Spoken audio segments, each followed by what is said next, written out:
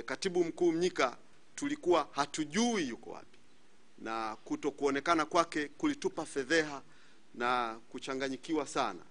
Kwa Katibu Mkuu Mheshimiwa John Mnyika, tafadhali nikukaribishe uweze kufanya simulizi na kuzungumza kitu kizungumza katika nafasi yako kama Katibu Mkuu. Ndugu wanahabari na ndugu wananchi, tuwaombe kwa kweli uvumilivu wenu kwamba mkutano huu na waandishi wa habari wa leo umekuwa mrefu. Ni kwa sababu ya mazingira ya matukio yenyewe na umuhimu wa nyinyi kupata ushuhuda toka kwa watu ambao wamekutwa na madhila na madhara mbalimbali siku ya jana. Wakati nasikiliza masimulizi ya viongozi na wanachama wenzangu, masimulizi ya Noeli, ya Pendo, ya Ali, ya Shabani, ya Ngoto na wengine, nilijihisi kwamba sistahili kusimulia kilichonikuta, kwa sababu wenzangu wamepata madhara makubwa sana ya kimwili, na mimi nimesimama natembea bila kuchechemea. Lakini kwa sababu toka jana usiku kumekuwa na wenye shauku ya kutaka kujua na mimi nini kilinisibu,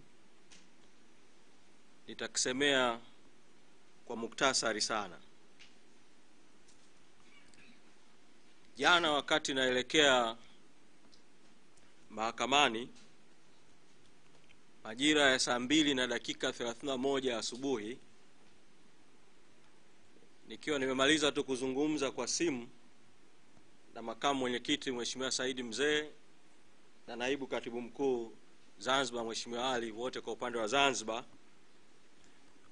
wakinieleza kwamba tayari wamekushafika maeneo ya karibu na Kisutu na wamezuiwa kuingia, ikawa nimewaeleza kwamba na mimi niko njiani na karibia kufika, kwa naomba mnisubiri ili tuweze kufanya utaratibu wa pamoja wa kuingia mahakamani.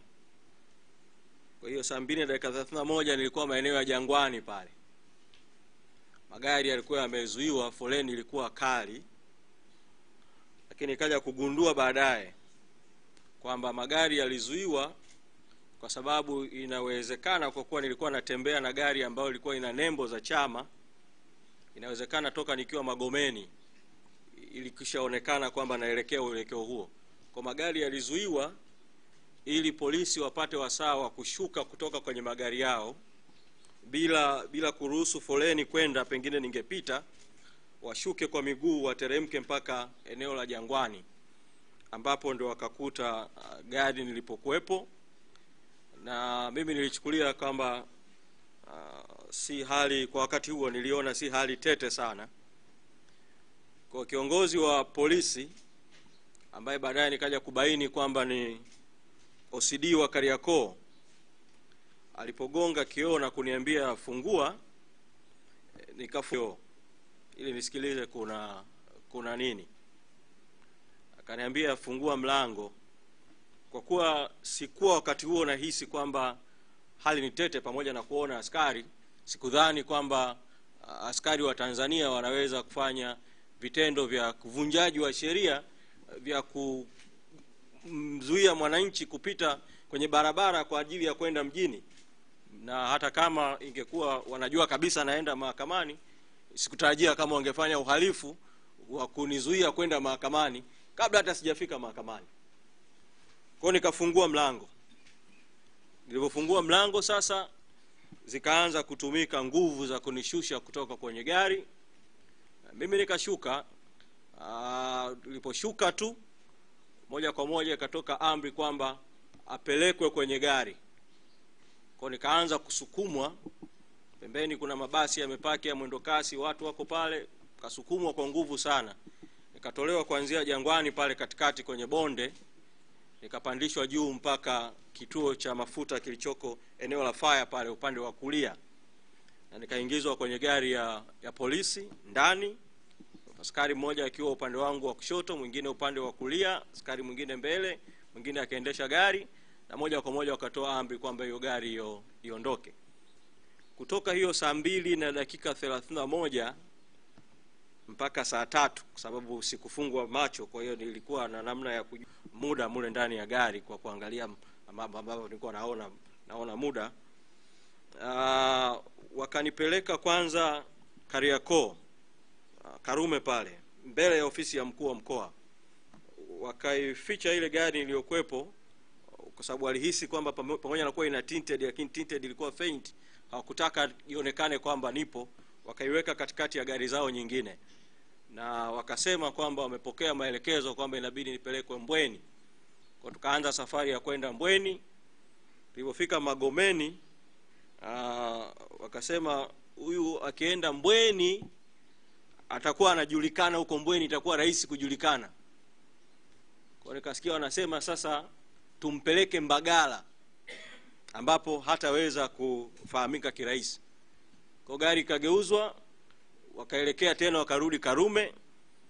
Walipofika Karume wakapaki gari, akapigiwa simu mtu ambaye baadaye nikamfahamu kwamba alipokuja kwamba ni OC CID Msimbazi, anaitwa Bernard.